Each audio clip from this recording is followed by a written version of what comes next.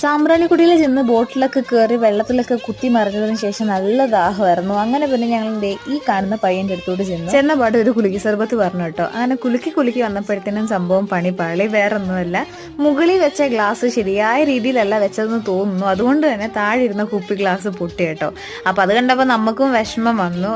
കാരണം പിള്ളേര് അവരുടെ ഒരു വരുമാനത്തിന് വേണ്ടിയിട്ടായിരിക്കുമല്ലോ അവിടെ വന്ന് കച്ചവടം ചെയ്യുന്നത്. അങ്ങനെ പിന്നെ ആ ഗ്ലാസ് മാറ്റിയതിനു ശേഷം അടുത്ത ഗ്ലാസ് എടുത്തോട്ടോ. എന്തായാലും ആ ഗ്ലാസിന്റെ കാര്യത്തിൽ തീരുമാനമായി. അത്രയും ജ്യൂസും വേസ്റ്റ് ആയി.